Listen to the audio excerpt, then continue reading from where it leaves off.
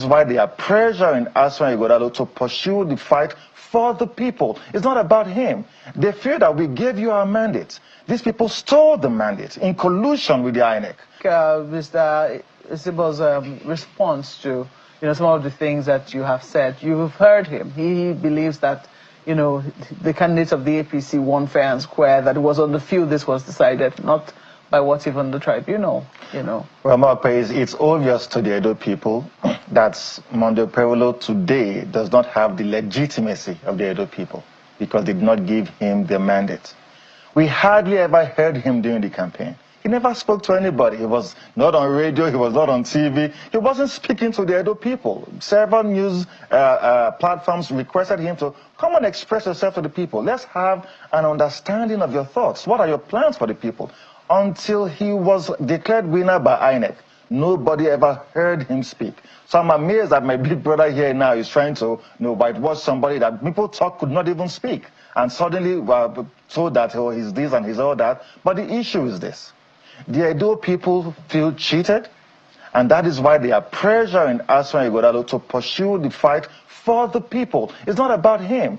They fear that we gave you our mandate. These people stole the mandate in collusion with the INEC.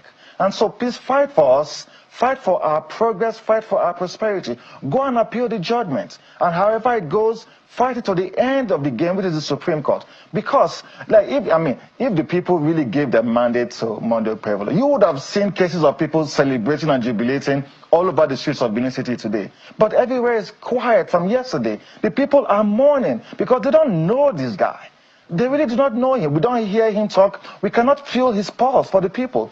Edo has been in the news for all the wrong reasons since he became governor. Hold on, you said they don't know him, but he was a senator. He was a senator in Edo Central Senatorial District. That's the smallest senatorial district in Edo State. And he wasn't known? He did not speak. He didn't campaign for senatorial elections. He simply, just a second, sir.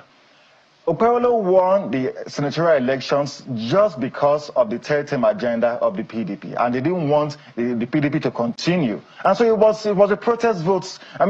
Nobody ever heard him campaign, even when he was running for Senate. But that's not the issue.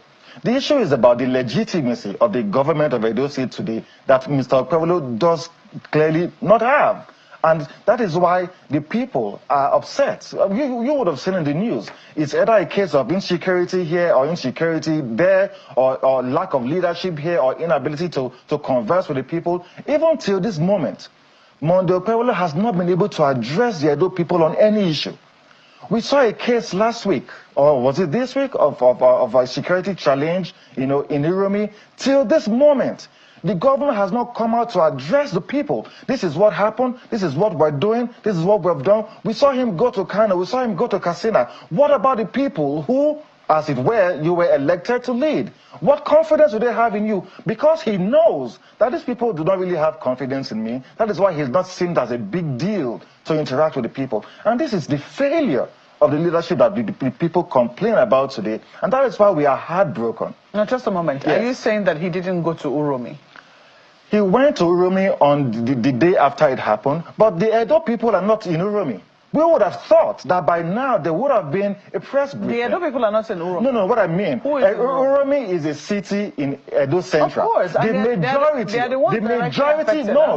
majority of the Edo people do not live in Uromi. It is only commonsensical for a governor to address the entirety of the state. This is not just about Uromi. This is about Edo State, because we're hearing cases of people wanting to hurt people from Edo State, not people just from Uromi. So a reasonable leader who really has the legitimacy of the people would have addressed them to allay their fears and to calm frayed nerves. But that is not the case. Even almost a week after it happened, this should tell you that there is really no clear leadership in Edo State today. And that is why the people are upset with the outcome of the tribunal.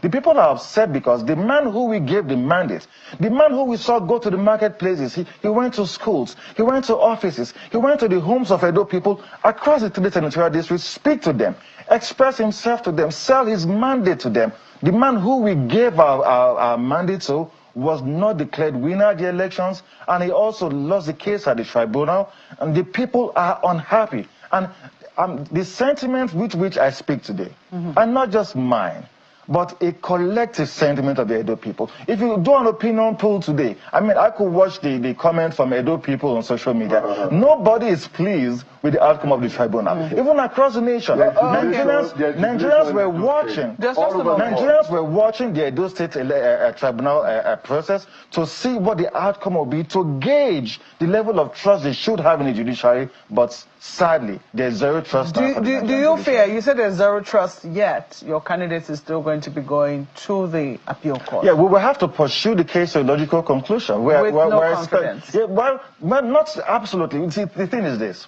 if we had an electoral act and we submitted our evidence in line with the electoral act, which says that oral evidence is not necessary where there's documentary evidence, which says that the INEC documents alone should be able to prove overvoting, where those who voted in a polling unit exceed those who were accredited, that's a clear case of overvoting. You don't even need to be a scholar to understand that. And if these documents say that, in line with the Electoral Act, and that was the petition we put before the court, and then suddenly you're dismissing the case, even with all this evidence that you admitted, INEC did not complain about, APC did not complain about, what hope or what trust or what confidence do you really expect the people to have? However, there's an appeal. However, there's an appeal process. However, there will be the Supreme Court, and we would have to approach all forms of this legal jurisprudence to make sure that the man who truly won the elections on September the 21st, as a result of the votes of the Edo people, is given his mandate. So, my country people, like I said earlier, a lot of persons feel that the Edo State governorship election petition judgment was a huge miscarriage of justice. You know, it was indeed a huge miscarriage of justice.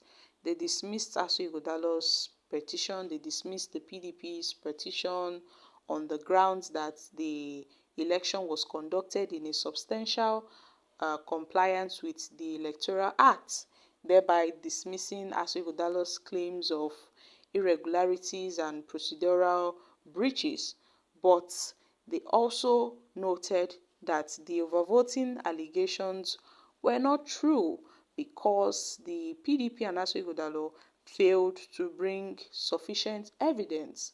So they cited insufficient evidence in that overvoting allegations, and then they dismissed that allegation. And in terms of coalition of incorrect results, the tribunal found no merit in the claim made by Asu Ighodalo and the PDP. You know, they noted that their claims were incorrect, So they, talked about a whole lot of things. The tribunal suggested that the weaknesses presented by the PDP, to the courts were insufficient, were inadequate. This judgment as it stands not only sets a dangerous precedent in Nigeria, but it also tells the people that election rigging and procedural violations can be tolerated as long as they are sanctioned by INEC and rubber-stamped by the judiciary. This implication extends beyond this election. We still have other elections to conduct. So if the judiciary cannot be trusted to enforce basic electoral laws, then democracy itself is at risk in Nigeria. The judiciary, tends to be compromised. It tends to be compromised. The judiciary that ought to be the last hope of the common man, now, people do not have any hope in the judiciary. It is really unfortunate. It is really, really unfortunate. So, guys, I'm dropping here. Kindly share your thoughts on this in the comments section. Thank you.